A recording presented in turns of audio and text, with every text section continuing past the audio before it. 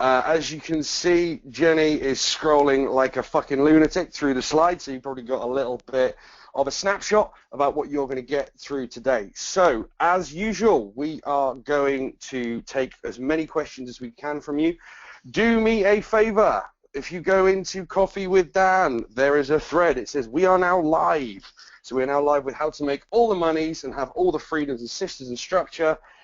Jenny Quo, one of my private clients, and with Ben Hazeldine, one of my best friends, both of whom make a little, well, let's just say a robust living by doing this. So if you could just comment on the thread, let us know that you hear us, let us know where you're coming from, and equally, a little bit of a different one today, if you could tell us, well, you know, A, hello, first of all, that you can hear us, B, just tell us what your business is, because we've got a lot of different people in here today. We've got fit pros, we've got business people, we've got people in the recruitment space, we've got all sorts. So if you can just comment on that thread, ladies and gents, we're just going to take 10-15 seconds just to let us a few more comments through. So can you let us know you hear us?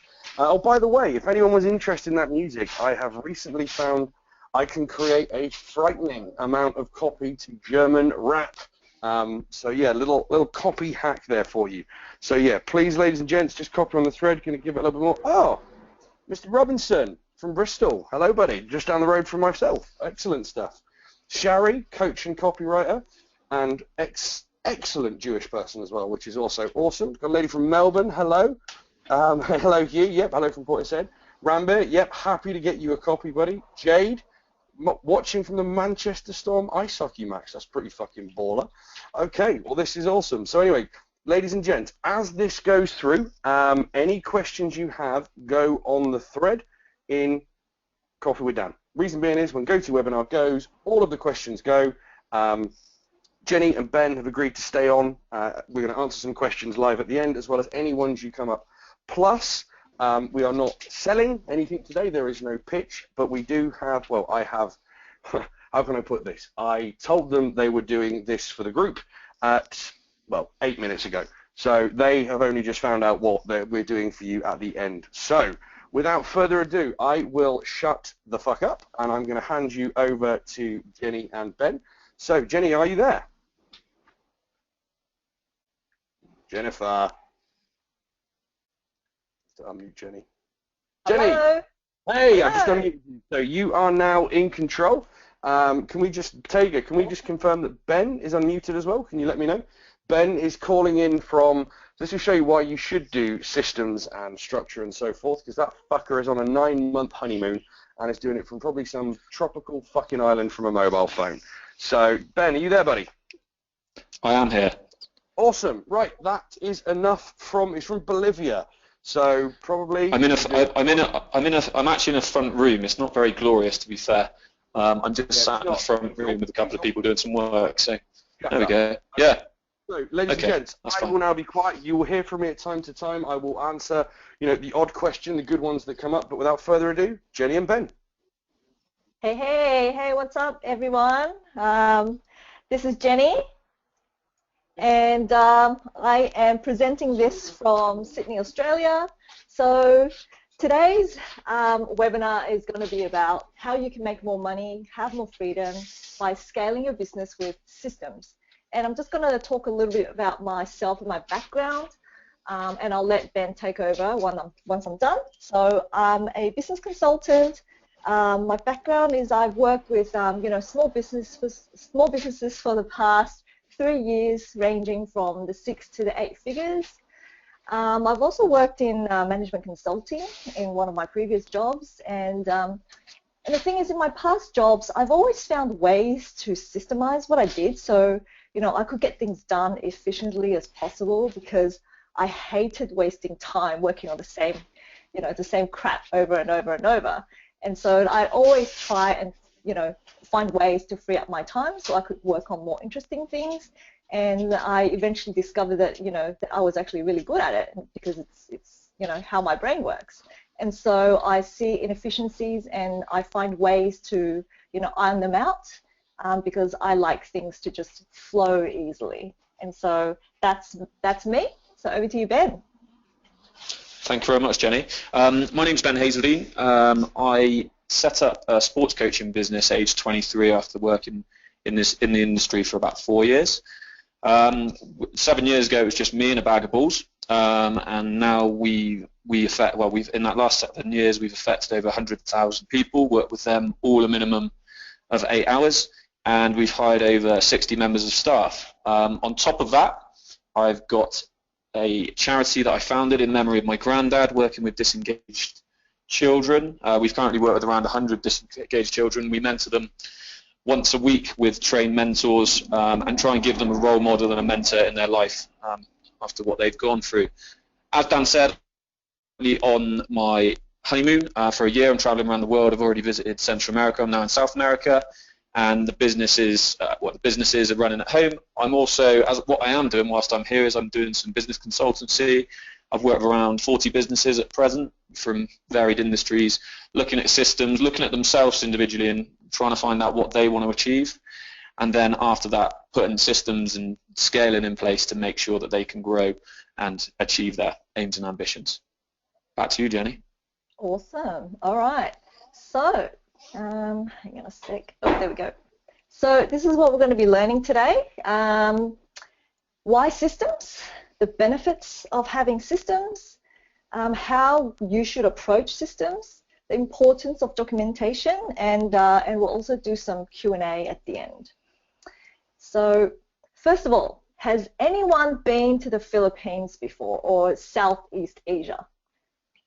Do we have some people in the comments? Because I can't actually see the comments, so it'd be good if... That's okay. That's what I'm here for. So anyone done the whole Asian thing, so to speak, and I realised, Jenny, that could probably come across as quite offensive to you, but I like to think we do know each other pretty well, so I think I can get away with that from you. So Naomi's been to Indonesia, so yeah, I personally haven't. I'm hoping to go in the next few months or so, but yeah, just before Jenny dives in, we're going in this, I mean, I'll give you, it's a good case study here in point. I personally was not a systems or structure person. Ben used to accompany me on our marina strolls every day and knows this too well because I had all of none.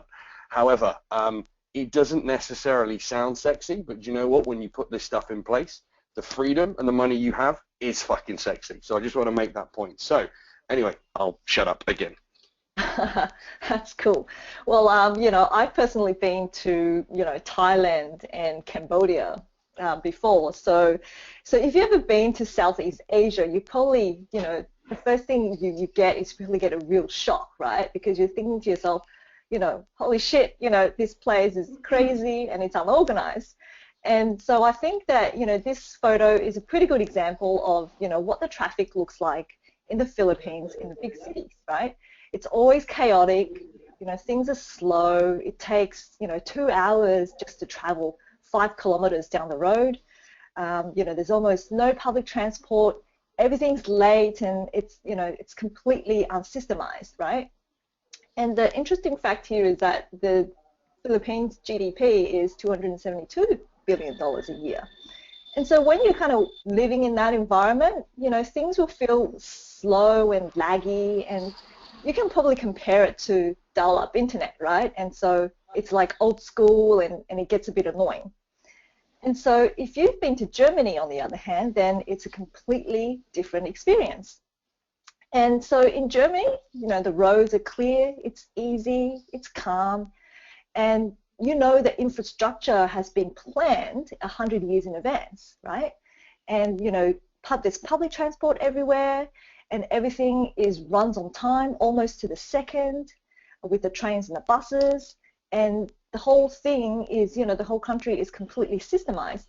And the big thing there is that you can see the GDP, it's 13 times bigger.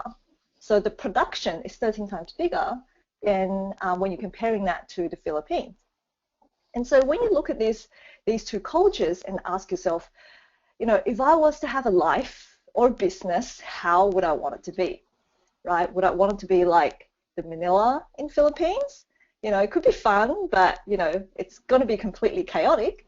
Or would I want to be like Berlin, Germany, where everything it's smooth, it flows well, and, there's no stress, and everything just works, and it's just easy to be there. So here are, the two pictures that I actually want you to keep in mind. because in business, they are very similar. So in the example on the left, you have a stressed out, low paid type entrepreneur, working 12 to 15-hour days. They're always dealing with the same issues and tasks that keeps coming up, and you're constantly juggling everything, and there's almost, no growth or there's little growth, and things just feels flat and very frustrating. And failure is probably always imminent, and you feel like always just spinning your wheels and not really getting anywhere. And so you're going to be asking yourself questions like, how am I going to pay, my staff next month, right? And now you can compare that to the relaxed and the high-paid type entrepreneur, where they're working 2 to 6 hours a day, and they're always able to work on interesting and fun stuff because they actually have the capacity and the time to do it.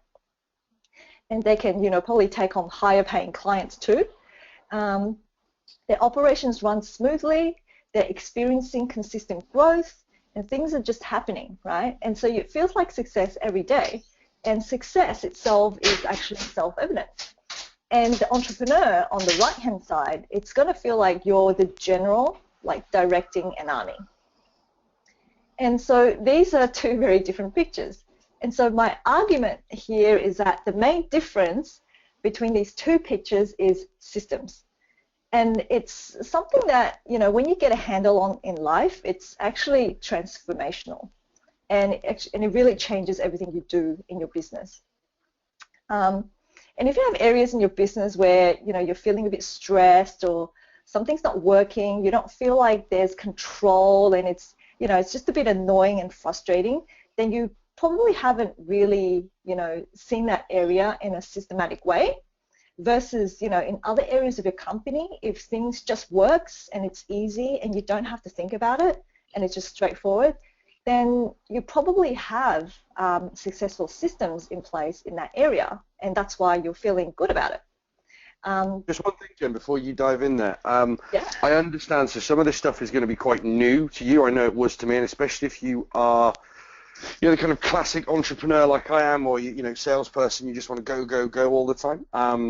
Jen and Ben are going to, Jen and Ben, I just realised you sound like a Camp 70s singing duo. I'm going to be doing some stuff for you at the end, because sometimes identifying the issues are a problem. It's not going to be a crazy long one tonight, but we will obviously have some Q&A, but we're going to put some spots out for some of you to actually, dive into your business and find out, where those issues are, because, I had to do that. I didn't know where the bottlenecks in my business were. It was me, but it was not just me, it was also the system. So just to let you know, if anything you think, fuck, I wouldn't even know where to start, we've got something for that at the end for you. Awesome, thanks for that, Dan. So going back to what I was saying, if you don't have areas in your business that are systemized, then I recommend you start thinking about it, in a systematic way, and begin building it in that way. So eventually, every part of your business or your company, will start to feel great. And so you want to think of your business as a machine, because that's what, building systems is actually all about, right? So think of your company as a collection of systems that produces an objective, right, or a goal. So you can start crafting your business for long-term success. So it always produces that goal consistently for you. And if you're really going to put in the time and energy to build something, then build a system that will pump out large amounts of money for you forever, right? Like, why not build something that works really well and not just for the long term? And so that's really what it's all about, So you want to think about when you're building your business, you want to build a city that you want to live in, right? So you want it to be smooth, efficient, effective, and I understand that not everyone is there yet, but you can start thinking about it, and you can forecast it and start building it out. And so we're going to talk about the benefits of having systems now. So systems gives you predictable and reliable results.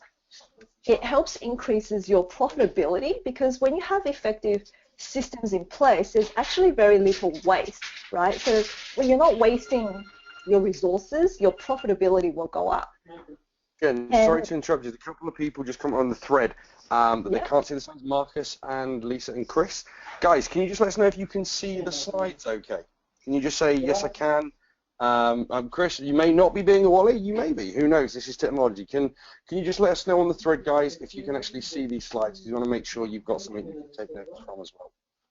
So just give us a few seconds, and it takes a few seconds. No worries. Sometimes internet looks like most people can see them. So Lisa and Chris, Tager, if you could reach out to them on the thread, see if you can help them. But yeah, pretty much everyone else can see them. So sorry, sorry to interrupt your flow again, Jennifer. No worries, no worries. So where was I? So point 3 is faster outsourcing and onboarding.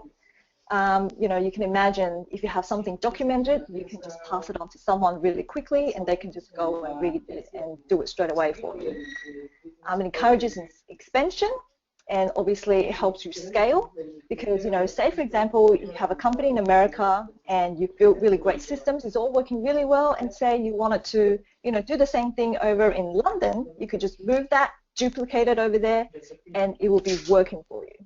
So it will be really, really fast and duplicate as well. And it creates a more enjoyable work environment.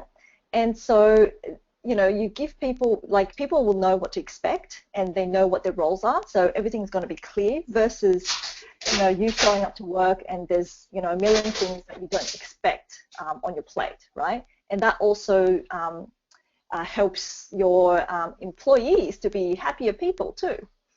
And the benefits of having system is obviously you get the calm and the order that comes with it, and it's better security too in your business, because if you get sick, you don't have to worry about who's going to run it for you, right?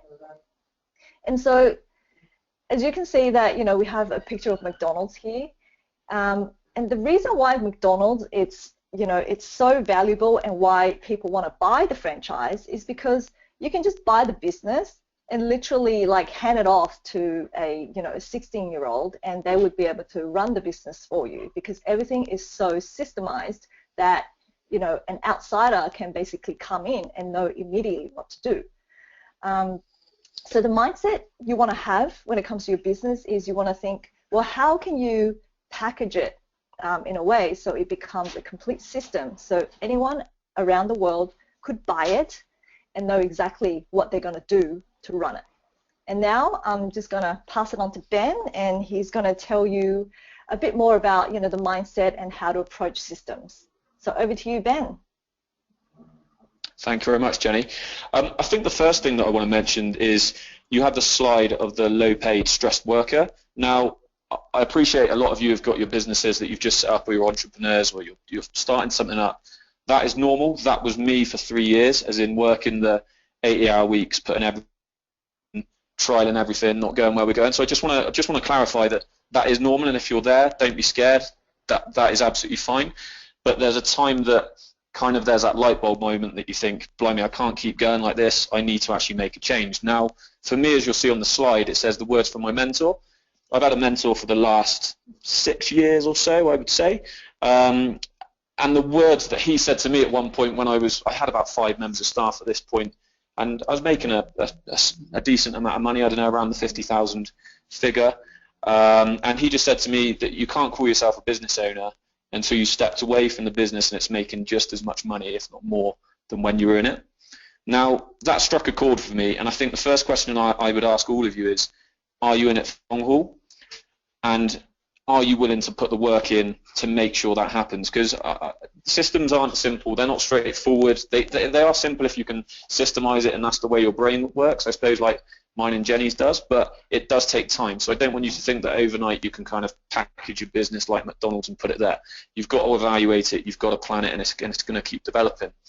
So that was the words from my mentor. Jenny, if you could flip over to the next slide, please. I'm now just going to talk about what it takes from you to make sure that you can achieve what you want to achieve. Okay, so we've got the question. So first of all, you've got to ask yourself why. Why do you want to scale out of your business? Now, I believe that you've got to be completely truthfully honest with that. For me, it was that I was working so many hours, and I went into the business because I liked coaching sport, I liked coaching kids, and I found myself really stepping away from that, and all I was doing was a lot of admin, a lot of things I wasn't really that interested or passionate in. So I wanted to make sure that I could go back into coaching initially. So I bought in some systems, I trained a couple of people up, and they then took over the role so I could start doing some coaching. But I think definitely you've got to be completely honest with yourself and your mentor and coach if you have got one. If you haven't, I'd strongly recommend to get one, so that you know the exact reason why you want to grow. Jenny, if we could move on to the next slide. No worries. Brilliant. So the first thing I want to talk about is self-awareness. Now, me and Jenny actually had a long discussion with regards to mindset or self-awareness to put here, and I was very, very keen to put self-awareness rather than mindset. I feel mindset is something slightly different, and there's a lot of people that I see that are doing work around love and things like that, and that's not really me. So I want to be true to myself and just really talk about self-awareness. And I just think you need to know. Hazel, just before you go any further, mate, you're on a 9-month honeymoon and you're not all about love, you fucking bender. I tell her that. Oh, is she in earshot, buddy? No, she's not in earshot. She's out of the room, so it's fine. Awesome. Just want to make a point that Ben touched on the previous slide. If anyone is promising you complete riches within 90 days, your business is going to be set up and done, everything's going to be perfect, it's a load of shit. Yeah. Okay? I'm not saying you have to kill yourself through the grind and push yourself through this horrific, torturous period of time, but every single successful person, and I've got friends who are multi-millionaires, and I've worked with billionaires back in my headhunting and recruitment days, everyone goes through this period of extended and extensive work. It is normal, it is expected, it happens. So what I want to say to you is, if you think you are going to be going from doing what you're doing to, stepping out completely in 3, 4, 5 months, it's not going to happen. But with the right systems in place, in 1 to 2 years, with you investing your time in, your employees, your systems, your structure, your processes, and obviously getting good at things like marketing and sales, and obviously tightening all that up, it will get to the point where you can step out completely. I know Ben has 1 call a week with his number 2. And then he can check in on any of the KPIs in his business at any point. It's all there structured. I have 1 call a week with my fitness team, 1 call a week with my agency team, and 1 call a week with my, my Dan people. I know exactly where everything is, but it's taken me time to get there. I just wanted to make that really clear before Ben said anything further. Perfect. Thank you very much, Dan. So I'm talking about self-awareness, and like Dan's just said, it's really about you knowing what you want to achieve, but also really understanding your strengths and weaknesses. And I think, like I've said before, knowing what you want to do and what you want to do going forward. Now, if that is that you want to live a semi-retired life, then that's absolutely fine. I think whatever you want to do, it's your opinion, it's your life. You should be able to do whatever you want to do. But I think it's really important that you're self-aware and honest with yourself first, otherwise we can't really step forward. Jenny, can we go to the next slide? Yeah. There you go. Perfect. Now, I've said before, obviously my background is in sport. I wanted to be a pro athlete, realised when I was 16, 17 that I wasn't quite big enough, strong enough to do that, so I didn't ever make it to the kind of pro level. But what I do with my clients at the moment is we talk about the evaluation process, and they have a time that's convenient for them. In my company, it's Friday afternoon. They spend some time really evaluating what they've done that week, and I like to call that the elite mindset. So you need to be able to evaluate like an elite athlete, and that's on your behavior and your performance. I think it's really important to focus on both, not just necessarily your performance and your sales and how you've got on, because sometimes you can miss some hidden gems that you've really kind of worked really hard on. They're really good processes, but just because they haven't achieved it that week, it doesn't mean they're not going to achieve it, so stick with them. So I think it's really important that you I spend a lot of time now, as I'm not in the business all the time, but I think every day is spent me evaluating myself and evaluating the business performance as well. And I don't really think you can spend too long on that. So every single week, make sure you spend a little bit of time and put it in your diary to make sure you've got at least 2 hours to start with, just to evaluate your performance and behavior of that week. Jenny, next slide, please. Yeah, there you go. Thank you.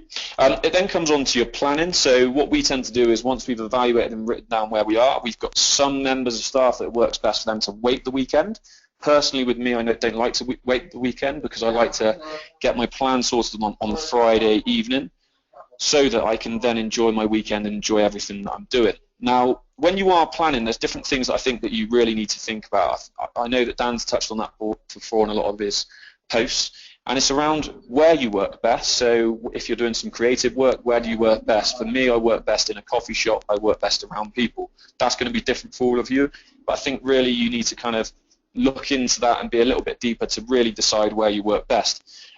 Then you want to look at how do you work best. So when I say how, I kind of mean how and when. So lots of you might work best in the mornings. I know that I work best after checking my emails from, say, 8 till 9. I then have a 2-hour blast where I can complete so much work during that time. So you want to look at how you work, how and when and how you work best. And then you want to look at who do you work best with. Now, there's a lot of people that, whether that's the JV or whether that's just within your team at the moment or whether that's partners that you've got outside the business, there's going to be some people that really inspire you. I know that I had my mentor and I had my current MD that we really collaborate well because we're very different and we look at things from a different perspective. And I think in the evaluation process, you need to really think about who you're spending your time with and whether that's an intelligent decision. So think about that within your plan as well, and then break down your plan either into 1 or 2 hour slots I tend to do, and I also tend to include my gym time in that, whether it's learning, whether it's reading, and all of the plan links up to what I'm actually trying to achieve. So that's a real key point there, is that when you do write your plan, just have a flick through once you've written it and make sure that it is actually the job that you've got in hand and the job that you're going to do, is that affecting what you want to achieve for that month, for that year, and linked up hopefully to that lifetime goal as well. Jenny, next slide, please. Can you see it? So, yeah, I can, yeah. So we've got consistency there, and it's just a very quick one on the fact of, like we said, you're probably working a lot of hours at the moment. I know that even though I could work hardly any hours, and I'm still on my honeymoon, I'm still working maybe 5-6 hours a day. A lot of that is in thought process evaluation time, and I think you've got to be consistent, and you've got to be consistent with the values that you stand for and that your business stands for, but also the culture that you're really trying to create. That when we follow on, and like I've said before, I've hired around over 60 members of staff for the different organisations that I work for, and it's really important that once you are going to gain members of staff and you are going to gain people, that the values and the culture that you're creating aligns to you. I know, for example, I'm going to use Dan, as an example on this, but Dan's his own person, and the way he does stuff is obviously very different to me. Now, lots of people might try and copy a certain style or copy something that isn't really them, and I think you need to address that now and really think who you are, and what you actually want to achieve, and just keep repeating that on a daily basis. Okay. So next slide, Jenny. Yeah. So perfect. Back to you. So I'll take over from here. So what you really want to do are these 3 things. There's 3 rules. You want to set aside time, as Ben mentioned before, to work on the business, right? And I'm sure you guys have heard this, probably 1,000 times. As soon as you've been in business, you probably heard that you got to work on the business rather than in the business. And so so think of someone who's just inside the business, right? You're the cog in the machine, and you're turning, and so you never really see the full machine, and you probably have experienced that before. And so working on the business is looking at a higher level and looking at all the cogs and all the screws and all the pieces, and just thinking about, well, how do we make this more efficient? How do we make this work better? How can we improve in this area?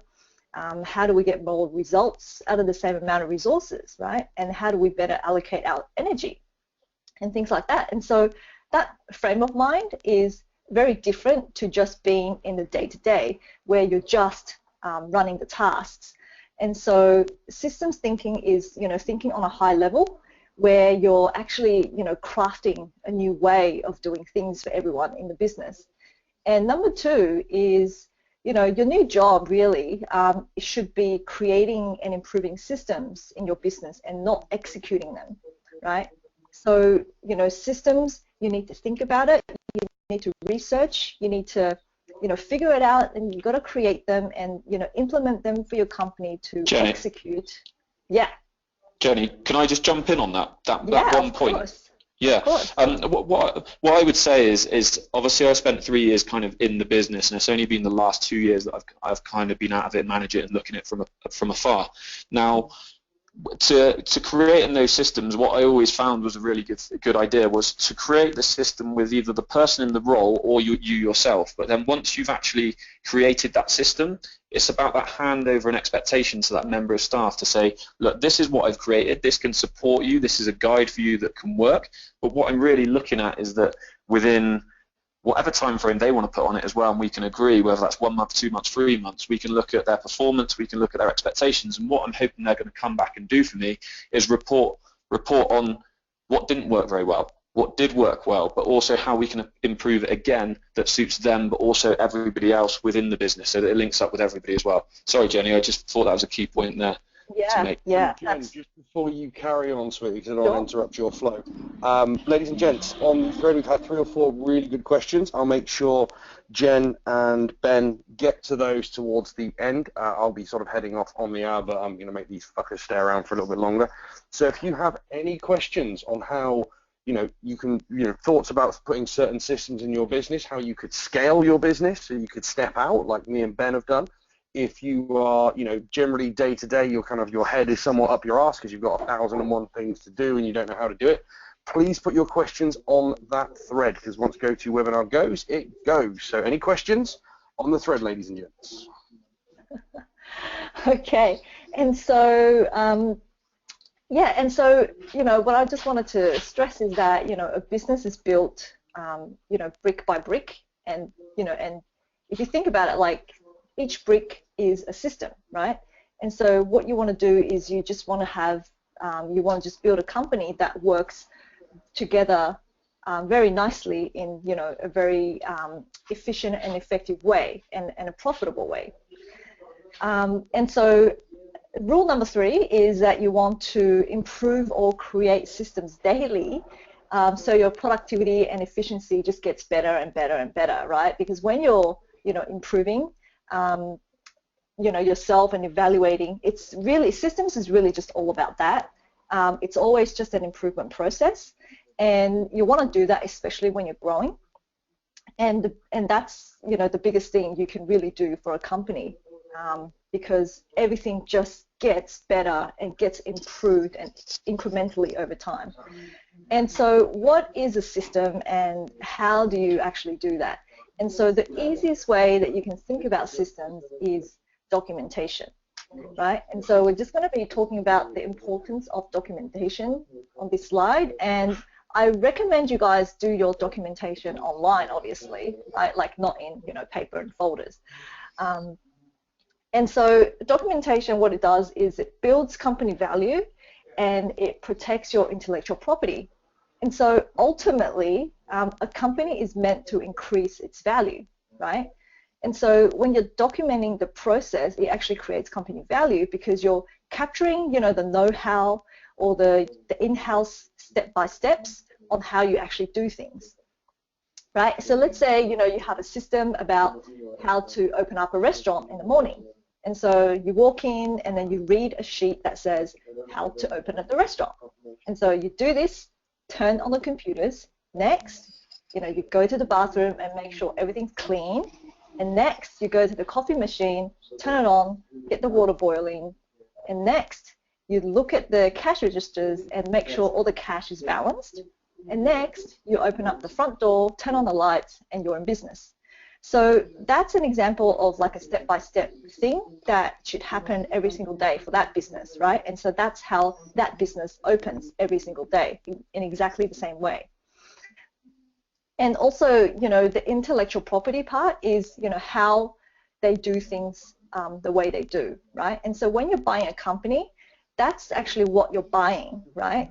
So for example, say the Coca-Cola recipe has their secret flavor, right? And so that is actually their process. And so that builds the company value. And number two is that it helps with collaboration and improvement. And because if you can't collaborate on your ideas and if you can't share them, then you really can't get feedback on it if there's no, no place to look. And so let's say you have an idea for a system you're building, and then you go ahead and you map it out step by step. And when you're done, you can actually take that piece of paper and ask your staff or your colleague and say, hey, would you mind reviewing this and let me know what you think, right? I've mapped out how we do X. And so they can look at it and tell you, hey, this is pretty good, but you've missed this and this and this, and I've added this in here to make it better. And so when you get people, working in a collaborative sense, all of your systems get better, because your systems, your business systems, really should be a living and breathing thing in your business. And Jenny, just on that point as well, I think it's really important that what I didn't do a few years ago was allow that time where I was paying my staff to allow them to collaborate. I think it's really important, and we do it once a month now, that we have a 2-hour meeting, which is a time frame in the evening where we get them some food and some drinks and stuff. Kind of I think it's called wine flight that they call it. We have a few drinks and really talk about what we're doing. And that has really allowed us to collaborate and improve all of those different systems. But what I'm saying is, first of all, you need to put a system in place to allow some time to make sure that your people and staff can collaborate. And also when we talked about the evaluation process, again, Dan knows me very well. I used to be quite tight, but actually allowing some money and some time each week for them to evaluate what they're doing will improve their productivity, efficiency, and ultimately it will improve the bottom line as well. So make sure you allow for that. Sorry, Jenny. Yeah, that's awesome. Yep.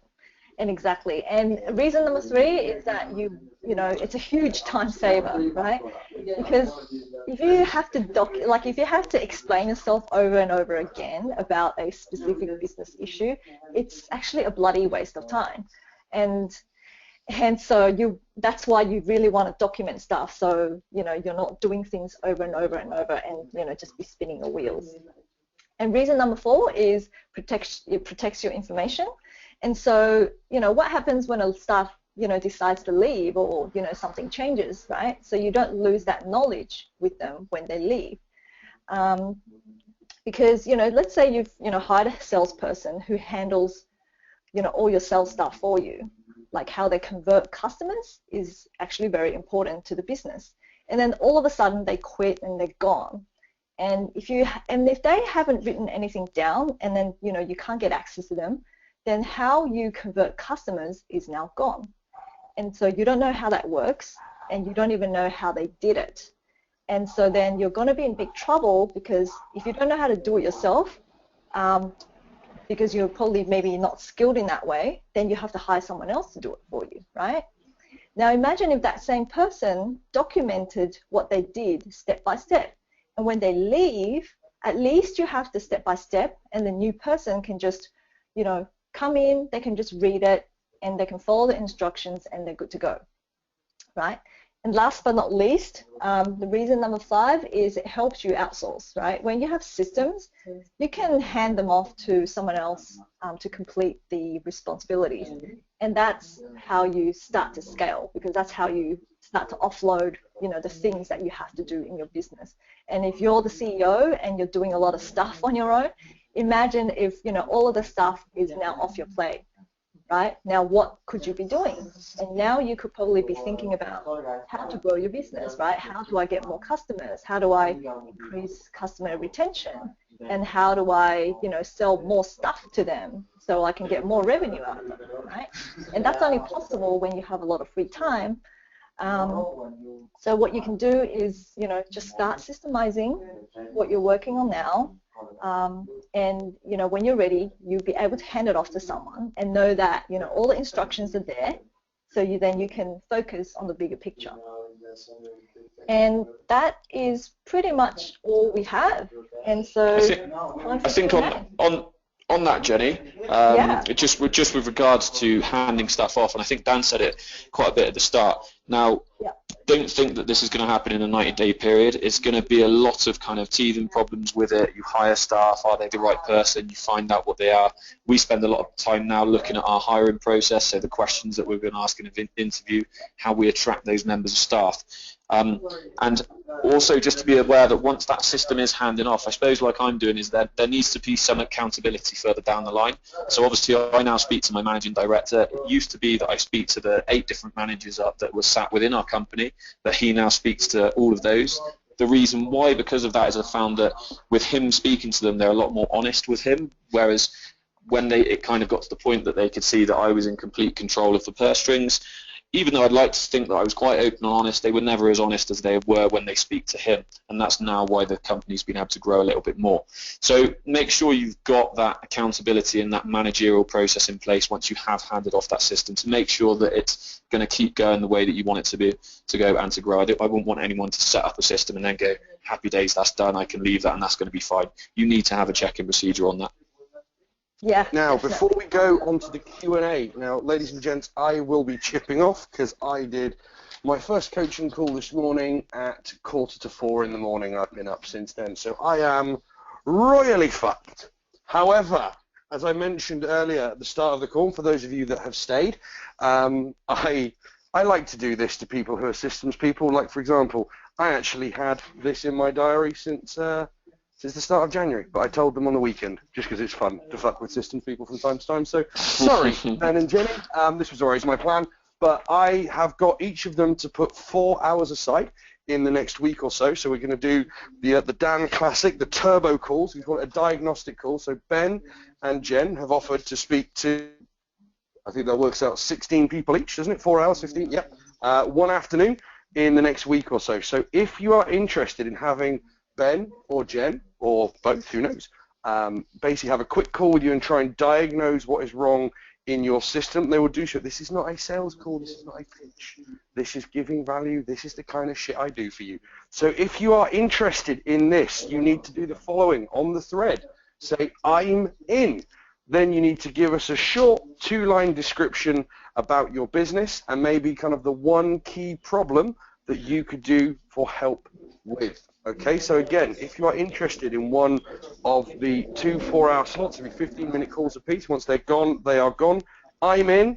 Let us know about your business and what problems you think you may be facing that Ben or Jen can help with. Now, Tega, are you on the line, my friend?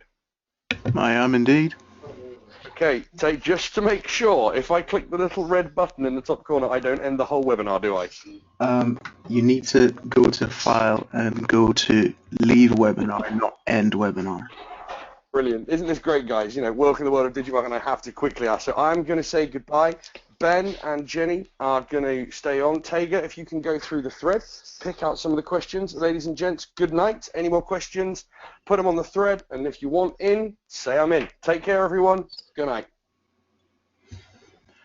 I guess I better kick it off then. The very first question I can see is from Naomi.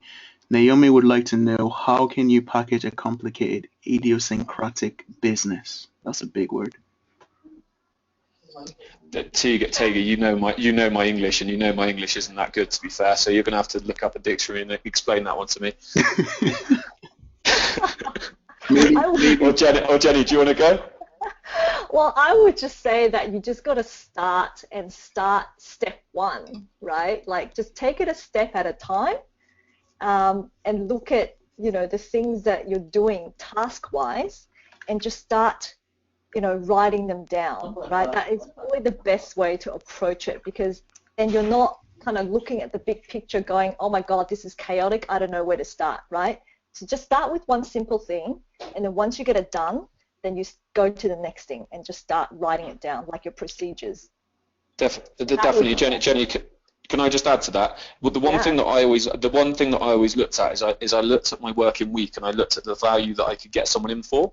So what I looked at originally was we had a database with all our emails and telephone numbers and stuff, and I was doing that for a couple of years, and it was taking me probably 10 hours a week of input, and I suddenly looked at, actually, if I could offload that to someone, how much is that going to cost? Now, it could cost me, well, it was minimum wage at the time, I can't remember what that was, £6 something an hour to input that information, and I backed myself that in that hour that I'd have off, that I'd make a lot more than that £6. So what I'd recommend is if you're going to look at anything, look at something that's a low risk. Look at something that maybe you absolutely hate doing, or you're not necessarily that good at doing, or just something that costs a small amount that you could get someone in to take some time off you, and start really small. Don't try and take on the world straight away.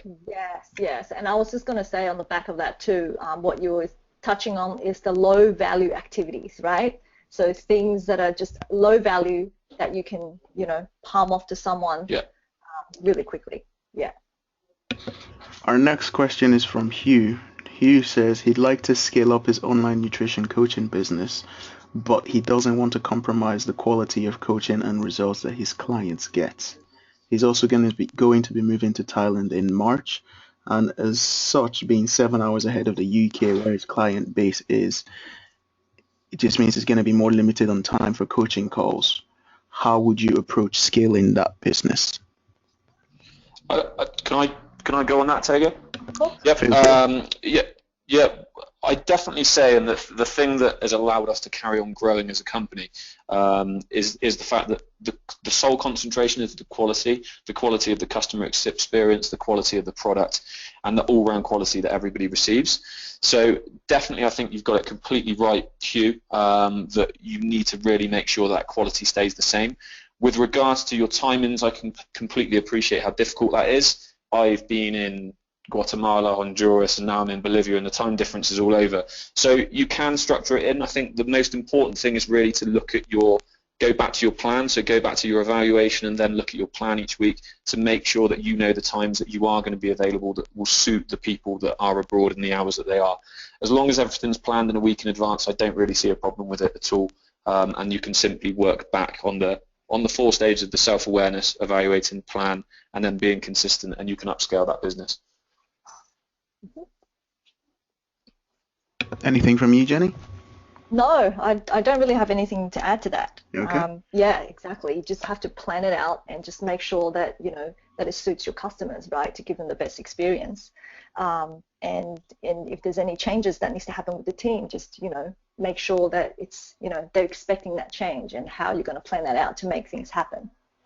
Excellent. Another question from... Sorry, Tega. Just be clear, Hugh, on the expectations, and don't try and... What I found is that some people try and not mislead their clients, but kind of bend the truth to not kind of let them know because they're worried about it. Your best thing is just to be completely open and transparent and explain your expectations and maybe even your concerns with the clients as well. And I guarantee you won't lose anyone just through your honesty. Hugh says thanks. Another question from Naomi is, how do you systemize not just to save time but to increase revenue? I think you kind of touched on that whenever you said look for the little tasks that you can farm out for low value. Mm-hmm. Yeah. Cool. Next question is from Isabel. What would you advise RE hiring? How to assemble your own virtual team with VAs and freelance experts while keeping costs effective for the business? I think you've got to be honest. Is it Isabel? Sorry. Yeah.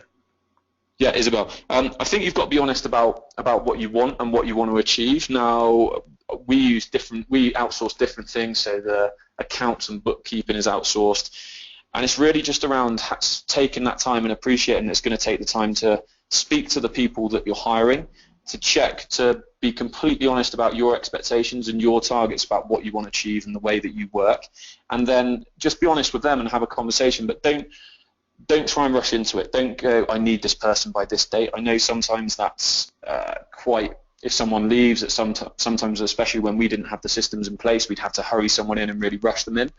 But if you can take the time looking at the system and looking at the process that will work best for you, and then sharing that with that person, I don't think it really matters whether that's online or in person. You just need to have that honest conversation with them. And another one from... Sorry, Jen, did you want to say something? No. Okay. No. Sorry, Jenny, you answer the next one. That's fine. I have nothing else to add to that. It's awesome. Okay. Another one from Isabel is, are there any specific tools that you'd recommend to work collaboratively? For example, Asana or Trello? Oh, I think it really just depends. I mean, if you're doing, I think Trello is good if you're doing a lot of project type work because of the way that it's laid out. It's that Kanban style, so you can see the projects in the different stages. So if you have a lot of project work, I would probably recommend you use Trello versus Asana. But Asana, I know a lot of people use it. It's really good for, you know, tasks type activities, and you can do a lot of different things in there. I don't know if you have anything to add there, Ben. As Tager knows, technology isn't necessarily my strongest point from trying to get on this webinar. So, but yeah, we use Dropbox systems so that everyone can share all the work and they can share the procedures and see the procedures for everybody. So we use that system. There may be a better one, and I'm speaking to the guy who's in charge of all our tech side when we get back. But yeah, we're always on the lookout. But it's really just about what works for you. And knowing your business and looking at all the different programs and deciding, right, this one will work best. Give it a go, give it a little bit of time, and then it's just pulling the finer details to save you a bit of time. Yeah. Question just coming from Jennifer. Jennifer says she has a VA, but she needs advice on delegating to the VA and adding more people to the team. She doesn't want to end up managing a bunch of employees. So have you got anything for her? Sorry, Jenny, can I jump in on that? Yeah, of course. Yeah, that's fine. Obviously, I've talked before about we've had around 60 members of staff in the last 7 years. Now, we've currently got around 35 at the moment. So our attainment rate is fairly good, but it wasn't at the start.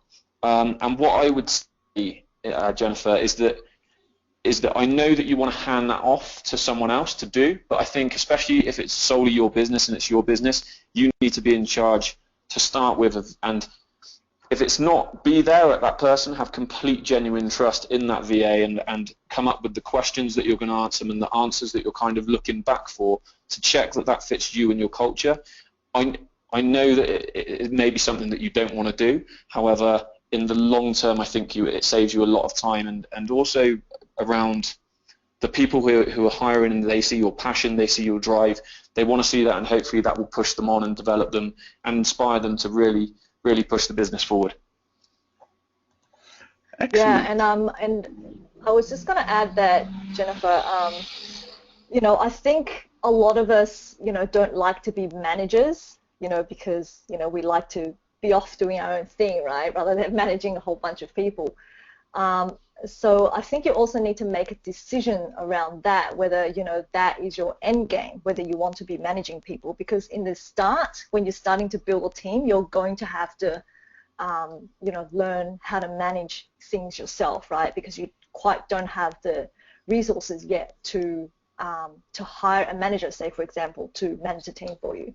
So until you can get there, you know, I think that is a skill that you're going to have to, you know, learn, that we all have to learn, actually. Excellent. And I believe that's it for questions. If anyone else who's on the line has questions, feel free to fire them on. I'll give you guys 30 seconds before we let Jenny and Ben go.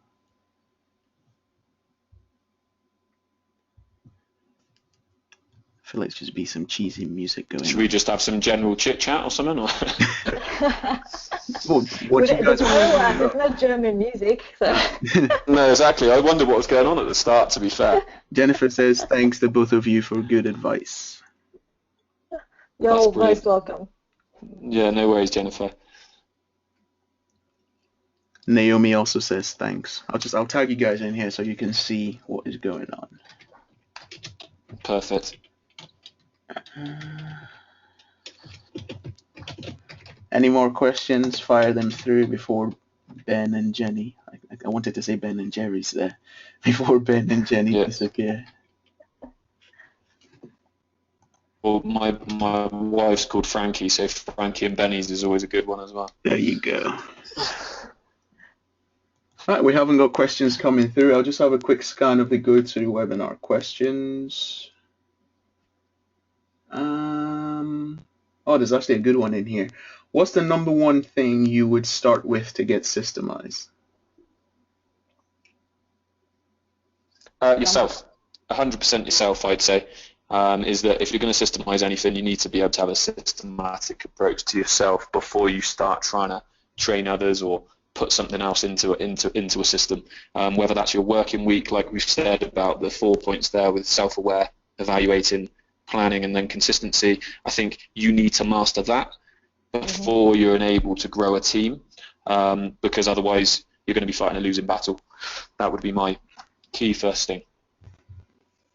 Yeah, I completely agree. It's about having that structure in place, daily or weekly, so you get into the habit of evaluating yourself and revising yourself and planning things out yourself. I think that really is key, and the whole thing about self-awareness, right, that Ben has mentioned. Yep. Excellent. And we have no more questions coming through. I think we will let you guys go now. Thanks everyone for showing up, and thank you, Ben and Jenny, for taking time out of your day to talk to us about the least sexy side of running a business. All right, thanks everyone. It is sexy, I promise you. Cheers, Jenny. Cheers, Tega. All right, good night, guys. Bye, everyone. Bye.